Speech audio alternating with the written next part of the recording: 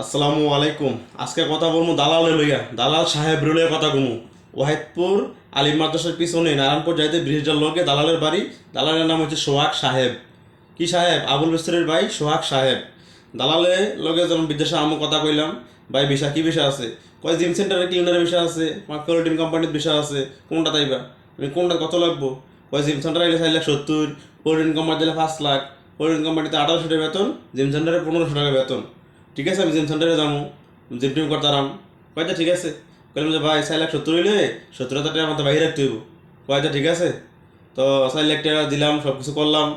Last ফিনিশিংয়ে 1.5 বার আগে দিয়ে কয় 1 টাকা বাকি হবে না, তোমার 4,70,000 দিয়ে আইতে হইব। কী করাম? সব টাকা দিলাইছি, 70,000 টাকা লেগিয়া তার কাইনেডো নিয়ে ব্যবস্থা করে দিলাম সোহাগ দালাল রে। দালালের নাম সোহাগ দালাল, ওয়াহিদপুর বাড়ি।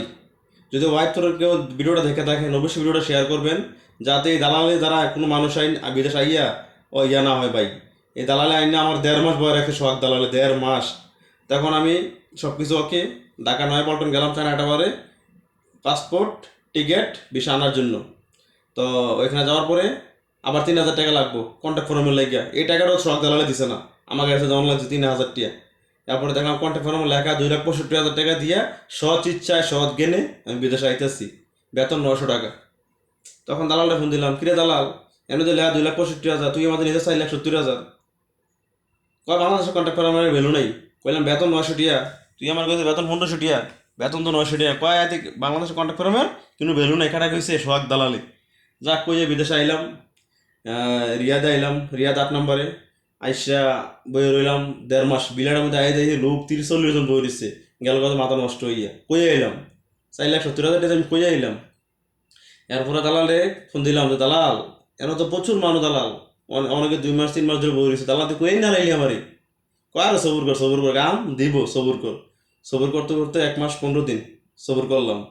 দালালরা তো প্রতিদিনে ফোন করতেছি, প্রতিদিনে ওয়াশ করতেছে, দালালে কোনো লাভ হইতেছে না। চোদ্দ গোষ্ঠী লিয়ে দালালটা ওয়াশ করছি, নাম কি? সোহাগ দালাল, বাড়ি হোয়াইটফুল। সবাই মনোযোগ দিয়ে কথাটা শুনবেন। তখন 1 মাস 15 দিন পরে কামের একটা কন্ট্যাক্ট পাইলো সাপ্লাই কোম্পানি। ওই সময় কইছে ডাইরেক্ট কোম্পানি 2 বছর পর পরে আপ ডাউন টিকিট দিব। 2 বছর পর পরে কি আপ ডাউন টিকিট কেটে দিব, তার বাহির দিনের কোম্পানি এটা, আপ ডাউন টিকিট কেটে দিব। আর এই কোম্পানিতে আইডিয়া শুনি ডাইরেক্ট 2 বছর, 2.5 বছর 3 বছর হয়ে গেলে ডাইরেক্ট এক্সাট বেড়ে করে দিব, কিন্তু আপ ডাউন টিকিট নাই, ছুটি নেই, ডাইরেক্ট এক্সাট মানে একবার দেখিবা। তো দালালে ফোন দিলাম, কিরে দালাল, তুই না বলি 2 বছর পরে আপ ডাউন টিকিট কেটে দিব, আমাদের সবাই এক্সাট মারে। কয় আরে ব্যাপার নাই, সমস্যা নাই, পরে পরে ডিগুজে কিবু।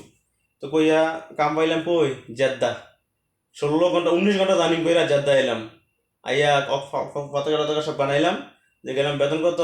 900 টাকা। রিয়াদ বিলের মধ্যেও 900 টাকা বেতন, এনও 900 টাকা বেতন। দালাল দেখুন দিলাম, কিরে দালাল, 900 টাকা বেতন আমি খায়াম না বাইক করায়াম? আমার কিস্তি কি তুই চালাবি না আমার সংসার তুই চালাবি?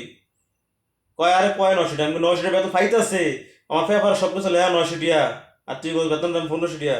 এই সোহাগ দালাল নিতে কেউ বিদেশে আইবেন না। সোহাগ দালাল যদি কয় দুধ, আপনারা কইবেন পানি। সোহাগ দালাল 100 নম্বর বাট হচ্ছে সোহাগ দালাল, বুঝছেন? এই হোয়াইটপুরের সোহাগ দালাল দিয়ে কেউ বিদেশে আইবেন না, এই আমার মতন প্রতারিত হইবেন না। ঠিক আছে, ভালো থাকবেন, আল্লাহ হাফিজ।